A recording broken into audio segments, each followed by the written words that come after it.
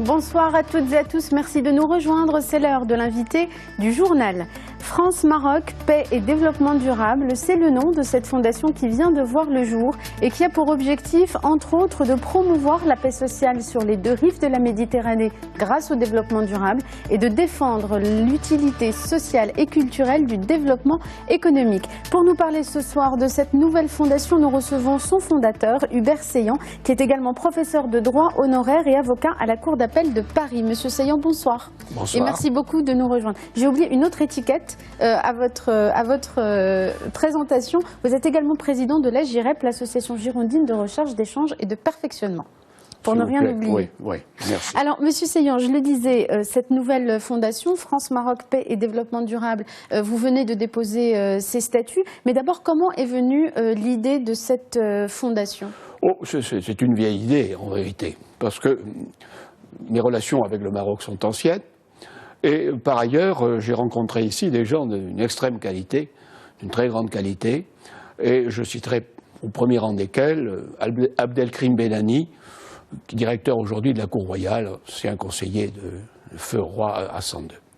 Et donc nous avons, en évoquant ici et là quelques axes de coopération culturelle et amicale entre les deux pays, nous avons pensé un jour qu'il conviendrait peut-être d'approfondir la question du Sahara marocain. Et c'est comme ça que nous avons organisé à Bordeaux, je suis de Bordeaux, mon siège, si l'on peut dire de base, est à Bordeaux, nous avons organisé un séminaire, un grand séminaire international, sur le sujet Sahara marocain, les provinces du Sud, plus exactement, on l'appelait comme ça. À la fin du séminaire, on a décidé qu'on ne parlerait plus que du Sahara marocain, provinces du Sud, paix et développement. Voilà, c'était ça notre... Et à partir de ce séminaire est venue l'idée d'aller plus loin. On était allé très loin déjà, notamment par nos conclusions, et on s'est dit, mais il faut pérenniser cela. Voilà.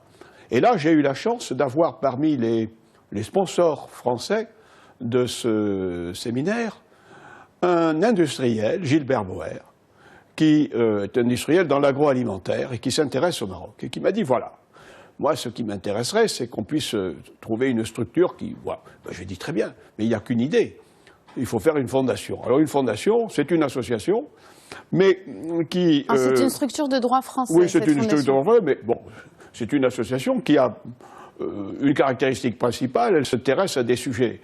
de développement, d'intérêt général surtout. Voilà, d'intérêt général. Et voilà, on y met ce qu'on veut après, ça peut être du culturel, ça peut être de... Alors, avant d'en venir à la définition plus précise des objectifs de cette fondation, je le disais tout à l'heure, vous venez de déposer les statuts, elle sera opérationnelle de façon effective quand? Alors voilà, si vous voulez, les signatures ne sont pas encore formalisées officiellement. Voilà. Nous sommes tous d'accord, le tour de table est fait, les fonds sont versés ou en train de l'être, mais nous allons, au mois de septembre, du 10 au 17, organiser ici au Maroc les manifestations, les cérémonies plus exactement, qui vont permettre de faire connaître cela. Et les signatures officielles auront lieu à l'Aïoun, le mercredi, alors 11, 12, le mercredi 13 septembre. Il y aura eu à Rabat, très précis. Voilà, le mercredi 13 septembre après-midi, nous aurons des signatures officielles. Ceci va être organisé par notre partenaire, notre leader des partenaires marocains. Je veux citer un personnage exceptionnel qui est bien connu ici au Maroc, Hassan Sentissi, qui œuvre dans le domaine de l'agroalimentaire et notamment de la pêche. Alors, quelles sont les finalités de cette fondation qui donc prendra officiellement naissance dans quelques semaines? Quels sont les objectifs et comment vous avez défini les priorités? Alors, les priorités pour les Français, c'est de trouver, c'est qu'ils ont pensé que le Sahara marocain pouvait être une plateforme exceptionnelle pour leurs activités économique, sociale, culturelle en Afrique. Bon, déjà l'idée, le Sahara marocain, plateforme.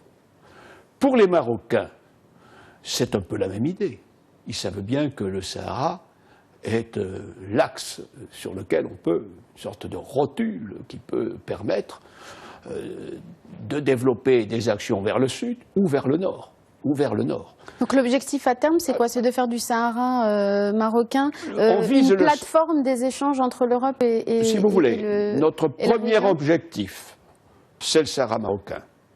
Reconnaître son identité, reconnaître ses potentialités, les développer au plan économique, social, sanitaire. Nous pensons à la santé. Nous avons dans les partenaires français une entreprise de santé. Au plan culturel, la langue française notamment, qui s'affirme comme un instrument de développement également. Voilà.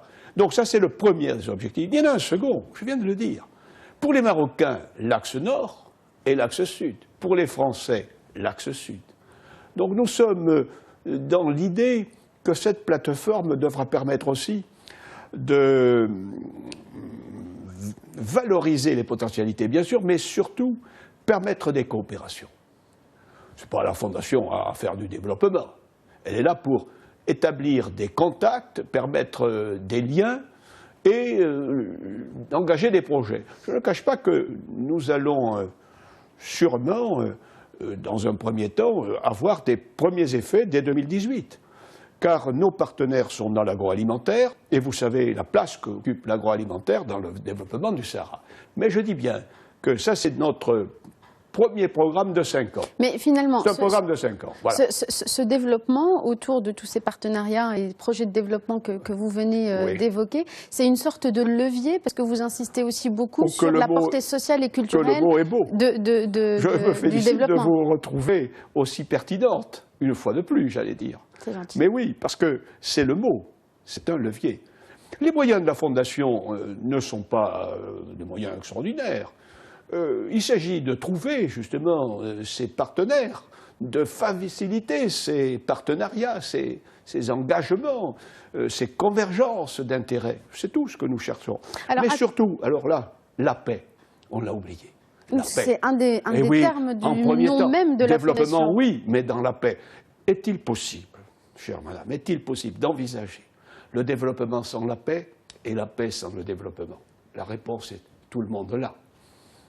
Les deux, le premier est nécessaire à la deuxième. Bien sûr. Une dernière question, Monsieur Seillan. À travers quel type d'activité vous comptez encourager tout ce développement que vous évoquez? Alors, est-ce qu'il y aura des rencontres, des séminaires, des activités de recherche? Parce que dans vos statuts, vous parlez beaucoup de la nécessité de rassembler des données pour promouvoir des actions qui sont ciblées et efficaces. Dans un premier temps, il faut, vous savez, quand on a un programme d'action, il faut chaque chose en son temps. Dans un premier temps, nous allons faire en sorte qu'on soit identifié, voilà, qu'on nous connaisse. Nous allons créer une plateforme virtuelle, et cette plateforme virtuelle permettra à quiconque, du fond de l'Afrique sahélienne, du Niger peut-être, du Sénégal, ou de Norvège, pourquoi pas, du nord de l'Europe, de nous connaître et de nous poser des questions. Et nous y répondrons. Nous essaierons d'avoir une logistique, elle sera légère, mais nous ferons cela. Voilà. Je crois que chaque chose en son temps, là encore.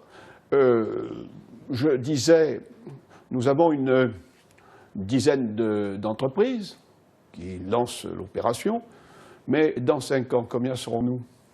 Je vous donne rendez-vous dans 1 an déjà, puis ensuite, dans 5 ans, je suis certain, mais alors, compte tenu de la force qui est engagée et de la détermination de nos amis, et de l'enjeu également de ce projet. Absolument, c'est formidable. Nous sommes sur un territoire qui est un peu la Californie au XIXe siècle pour les États-Unis. Rendez-vous donc dans 5 ans avec peut-être une centaine d'entreprises autour de nous. Rendez-vous déjà certainement dans quelques semaines pour le lancement de la Fondation et ensuite dans 1 an. Merci beaucoup, Monsieur Hubert Seillan, donc Fondation France-Maroc, Paix et Développement Durable, qui vient d'être lancée. Merci beaucoup d'avoir été avec nous. Merci. Merci à vous tous et à vous toutes de nous avoir suivis. Restez sur Médien TV, l'information continue dans un instant.